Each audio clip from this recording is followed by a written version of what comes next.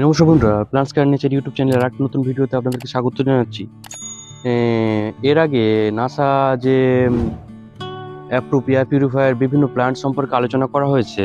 সেখানে প্ল্যান্ট এবং NASA approve যে এয়ার পিউরিফায়ার প্ল্যান্ট ফিডেল ফিক সম্পর্কে আলোচনা করব।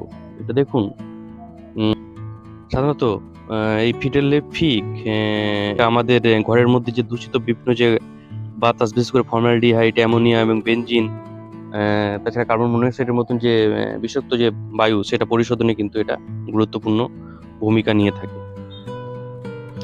আর দি ফেমাস 1989-এর যে নাসা ক্লিন এয়ার স্টাডি আছে, সেখানে বলা হচ্ছে যে পিস লিলি, তার মধ্যে কিন্তু এই ফিডেল ফিক এর এয়ার পিউরিফাইং ক্ষমতা তুলনামূলকভাবে যথেষ্ট একটু বেশি, এবং সাধারণত এটা ইনডাইরেক্ট সানলাইট পছন্দ করে, অর্থাৎ আলোযুক্ত পরিবেশ, ব্রাইট আলোযুক্ত পরিবেশ এটা পছন্দ করে, কিন্তু ডাইরেক্ট সানলাইট নয়।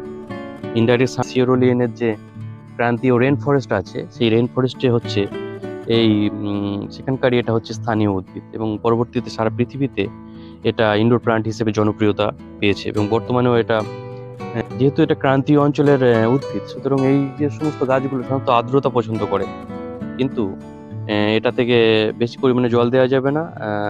আমরা সপ্তাহে 1 দিন বা 10 দিনে একবার করে এটা জল ব্যবহার করতে পারি। সাধারণত দেখতে হবে যে এর গোড়ার অংশে ভিজে আছে কিনা। যদি ভিজে থাকে বা আর্দ্রভাব থাকে, তাহলে আমরা জল দেব না। তো বন্ধুরা, আজকে NASA approve air purifier plant ficus lyrata বা ফিডেল ফিক সম্পর্কে একটা গুরুত্বপূর্ণ ধারণা প্রদান করা হলো। আপনারা যারা ইনডোর প্ল্যান্ট ভালোবাসেন, তারা অবশ্যই এই ফিডেল ফিক এটা করতে পারেন। অনেকের কালেকশনই হয়তো এটা আছে, এবং যাদের কাছে নেই তারা এটা করতে পারেন।